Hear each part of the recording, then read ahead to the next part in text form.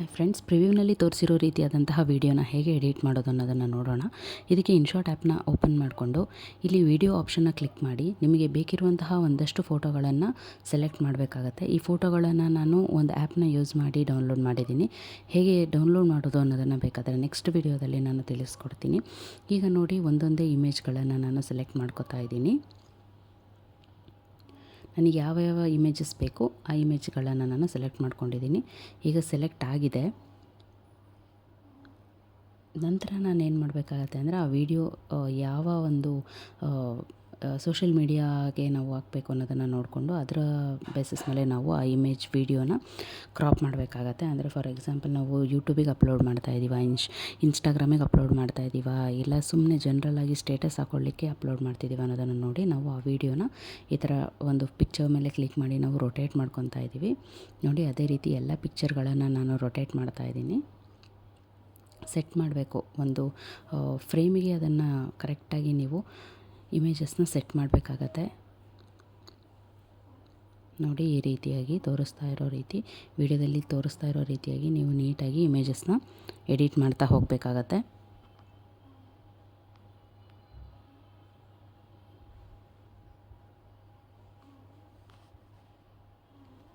ಇದೇ ರೀತಿಯಾಗಿ ಎಲ್ಲ ಇಮೇಜ್ಗಳನ್ನು ನಾನು ರೆಡಿ ಮಾಡಿದ್ದೀನಿ.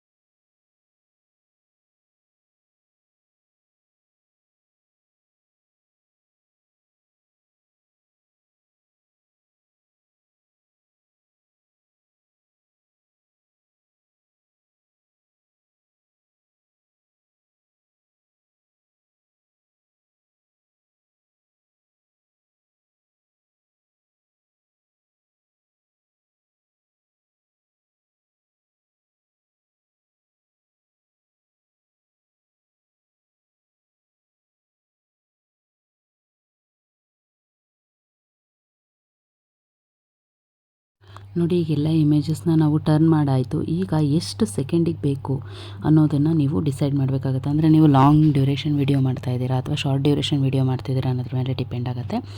ಹಾಗಾಗಿ ನಾನು ಶಾರ್ಟ್ ಡ್ಯೂರೇಷನ್ ವಿಡಿಯೋ ಮಾಡ್ತಿರೋದ್ರಿಂದ ನಾನು ಇಷ್ಟಿಷ್ಟೇ ಸೆಕೆಂಡಿಗೆ ನಾನು ವೀಡಿಯೋಸಲ್ಲಿ ಬೇಕಾಗಿರುವಂತಹ ಫೋಟೋಸ್ನ ನಾನು ಬ್ರೀಫ್ ಮಾಡ್ತಾಯಿದ್ದೀನಿ. ನೋಡಿ, ನಾನು 1.5 ಸೆಕೆಂಡಿಗೆ ನಾನು ಟೈಮ್ನ ಸೆಟ್ ಮಾಡ್ತಾ ಇದ್ದೀನಿ. ಅದೇ ರೀತಿ ಎಲ್ಲ ಇಮೇಜ್ಗಳಿಗೆ ನೀವು ಟೈಮ್ನ ಸೆಟ್ ಮಾಡಬೇಕಾಗತ್ತೆ. ತುಂಬ 1.5ಗಿಂತನೂ ತುಂಬ ಕಡಿಮೆ ಡ್ಯೂರೇಷನ್ನ ನೀವಿಟ್ಟರೆ ನೀವು ಒಂದು ಎಫೆಕ್ಟು ಅಥವಾ ನಾವು ಏನಾದರೂ ಒಂದು ಟ್ರಾನ್ಸಿಷನ್ ಮಾಡೋದಿರುತ್ತಲ್ಲ, ಆ ಎಫೆಕ್ಟನ್ನು ನೀವು ಫಿಲ್ಟರ್ನ ಆ್ಯಡ್ ಮಾಡಲಿಕ್ಕೆ ಆಗೋದಿಲ್ಲ. ಹಾಗಾಗಿ ಮಿನಿಮಮ್ 1.5ಗೆ ಇಡಬೇಕಾಗತ್ತೆ. ನೋಡಿ, ಇದೇ ರೀತಿ ಎಲ್ಲ ಇಮೇಜಸ್ನ ನಾನು ಸೆಟ್ ಮಾಡ್ತಾ ಇದ್ದೀನಿ.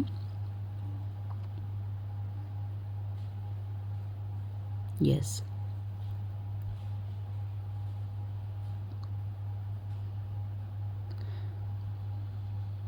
ನೀವಿಲ್ಲಿ ಫಿಲ್ಟರ್ ಆಪ್ಷನ್ನು ಕೂಡ ಆ್ಯಡ್ ಮಾಡ್ತಾ ಹೋಗ್ಬೋದು. ಹಾಗೆಯೇ ಪ್ರತಿಯೊಂದು ಇಮೇಜಿಗೆ ನಾನು ಯಾವುದೇ ರೀತಿಯಾದಂಥ ಫಿಲ್ಟರ್ ಯೂಸ್ ಮಾಡಿಲ್ಲ, ಬಿಕಾಸ್ ಈ ಇಮೇಜ್ ಆಲ್ರೆಡಿ ತುಂಬಾ ಬ್ರೈಟ್ ಆಗಿರೋ ಕಾರಣ. ಈಗೆಲ್ಲ ಇಮೇಜಸ್ನ ನಾನು ಟ್ರಿಮ್ ಮಾಡಿ ಆಯಿತು. ಈಗ ನಾನು ಫಿಲ್ಟರ್ನ ಅಪ್ಲೈ ಮಾಡಬೇಕು. ಸೊ ಫಿಲ್ಟರ್ ಅಪ್ಲೈ ಮಾಡಾಗಿದೆ. ಈ ಒಂದೇ ಫಿಲ್ಟರ್ನ ನಾನು, ಅಂದರೆ ಒಂದೇ ಟ್ರಾನ್ಸಿಷನ್ನ ನಾನು ಆ್ಯಡ್ ಮಾಡಿರೋದ್ರಿಂದ ನೋಡಿ ಈ ರೀತಿಯಾಗಿ ಬಂದಿದೆ ವಿಡಿಯೋ. ಫೈನಲ್ಲಾಗಿ ಈ ರೀತಿಯಾಗಿ ಒಂದು ನಮ್ಮ ವಿಡಿಯೋ ರೆಡಿ ಆಗುತ್ತೆ. ಸೊ ಸುಲಭವಾಗಿ ಹೇಗೆ ವಿಡಿಯೋ ಎಡಿಟನ್ನು ಮಾಡೋದು ಅಂತ ನೋಡಿದ್ರಲ್ವ. ಸೊ ಇದಾದ ನಂತರ ಎಕ್ಸ್ಪೋರ್ಟ್ ಆಪ್ಷನಲ್ಲಿ ಕ್ಲಿಕ್ ಮಾಡಿದ ತಕ್ಷಣ ನಮ್ಮ ವಿಡಿಯೋ ರೆಡಿ ಆಗುತ್ತೆ. ಅದಕ್ಕಿಂತ ಮುಂಚೆ ಇಂಪಾರ್ಟೆಂಟಾಗಿ ನಾವು ಮಿಸ್ ಮಾಡಲೇಬಾರ್ದಾದಂಥ ಒಂದು ಸ್ಟೆಪ್ ಏನಂದರೆ, ಒಂದು ನಮಗೆ ಬೇಕಾಗಿರುವಂಥ ಆ್ಯಡ್ ಮಾಡೋದು. ನಿಮಗೆ ಬೇಕಿರುವಂಥ ಒಂದು ಸಾಂಗ್ನ ಆ್ಯಡ್ ಮಾಡಿ ನೀವಲ್ಲಿ ವಿಡಿಯೋನ ರೆಡಿ ಮಾಡ್ಕೊಬೋದು. ನೋಡಿ, ಈ ರೀತಿಯಾಗಿ ನಮ್ಮ ಸಾಂಗ್ನ ಎಷ್ಟು ಮಿನಿಟಿಗೆ ಬೇಕು, ಯಾವ ಸಾಂಗ್ ಲೈನ್ ಬೇಕು ಅನ್ನೋದನ್ನು ನೀವು ಆ್ಯಡ್ ಮಾಡಿ ಆ ಒಂದು ವಿಡಿಯೋನ ರೆಡಿ ಮಾಡ್ಬೋದು. ನಾನು ಒಂದು ಪರ್ಟಿಕ್ಯುಲರ್ ಸಾಂಗ್ನ ಸೆಲೆಕ್ಟ್ ಮಾಡಿ ವಿಡಿಯೋ ರೆಡಿ ಮಾಡಿದ್ದೀನಿ. ನೋಡಿ, ಈಗ ಫೈನಲ್ಲಾಗಿ ಈ ರೀತಿಯಾಗಿ ಕಾಣಿಸ್ತಾ ಇದೆ ನಮ್ಮ ವಿಡಿಯೋ. ರೆಡಿ ಆಗಿದೆ ವಿಡಿಯೋ ಆಲ್ಮೋಸ್ಟ್. ಇನ್ನೇನು ಎಕ್ಸ್ಪೋರ್ಟ್ ಒಂದು ಮಾಡಬೇಕು. ಎಕ್ಸ್ಪೋರ್ಟ್ ಮಾಡಿಬಿಟ್ರೆ ನಮ್ಮ ವಿಡಿಯೋ ರೆಡಿ. ಇದನ್ನು ನೀವು ವಾಟ್ಸಪ್ ಸ್ಟೇಟಸ್ಸಿಗಾಗಿರ್ಬೋದು ಅಥವಾ ಫ್ರೆಂಡ್ಸ್ಗೆ ಗುಡ್ ಮಾರ್ನಿಂಗ್ ಮೆಸೇಜ್ ಕಳಿಸೋ ರೀತಿಯಲ್ಲಿ ನೀವು ಕೂಡ ಕಳಿಸ್ಕೊಬೋದು. ನೋಡಿದ್ರಲ್ಲ ಫ್ರೆಂಡ್ಸ್, ಇದೇ ರೀತಿಯಾಗಿ ತುಂಬ ಸುಲಭವಾಗಿ ಇನ್ಶಾಟ್ ಅಪ್ಲಿಕೇಶನ್ನ ಉಪಯೋಗಿಸ್ಕೊಂಡು ನಾವು ಹೇಗೆ ವಿಡಿಯೋನ ಎಡಿಟ್ ಮಾಡೋದು ಅಂತ ಈ ಒಂದು ವಿಡಿಯೋದಲ್ಲಿ ಕಲ್ತಿದ್ದೀವಿ.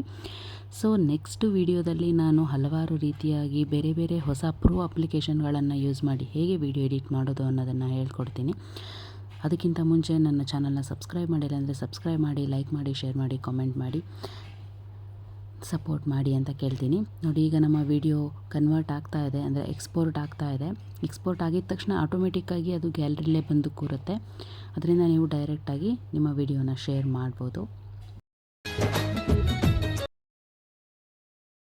S, thank you for watching. ಇದೇ ರೀತಿಯಾಗಿ ನನ್ನ ಚಾನಲ್ನ ಸಪೋರ್ಟ್ ಮಾಡಿ. ಮುಂದಿನ ವಿಡಿಯೋದಲ್ಲಿ ಸಿಗೋಣ. ಅಲ್ಲಿವರೆಗೂ ನಮಸ್ಕಾರ.